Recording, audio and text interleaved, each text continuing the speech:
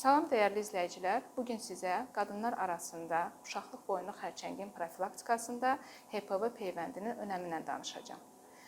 Uşaqlıq boyunluq xərçəngi qadınlar arasında süd vəzi və ağciyər xərçəngi qədər təhlükəlidir. Uşaqlıq boyunluq xərçəngi HPV virusunun yaratdığını bilirik 70% hallarda. Bundan əlavə HPV virusu anal xərçəng, ağız xərçəngi və boğaz xərçəngi də əmələ gətirə bilir. Virusun təsirini aşağı sala bilərik peyvəndləməklə, vaxtında müayinə ilə və biliklə. Vaxtında müayinə dedikdə kod test edirik. Neqativ çıxarsa əgər qadın 5 ildə bir təkrar müayinəyə cəlb olunur.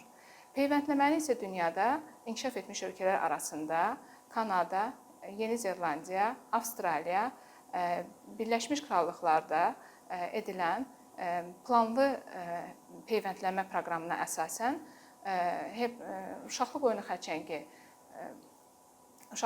xərçəngi faiz etibarı aşağı düşmüş və gələcəkdə isə tamamilə bitəcəyi proqnozlarda vardır. Bunun üçün peyvənddən istifadə olunur. Daha çox peyvəndin tərkibində yüksək riskli olan HPV növlərinə aiddir. Bunun üçün demək bazonun yuxarı 1/3 hissəsinə bir dəfəlik dozla iynə edilir və əzələ daxilinə iynə edilir. Yerli şəkildə yalnız qızarıqlıq şəklində görsənə bilər və bir gün içində qolda ağrı ola bilər. Peyvəndin özü canlı mikroorqanizma tərkibində olmadığına görə immuniteti zəif olan hər bir kəsə, hətta orqan transplantasiya olanlara, autoimmun xəstəlikləri olanlara belə tətbiq edilə bilir.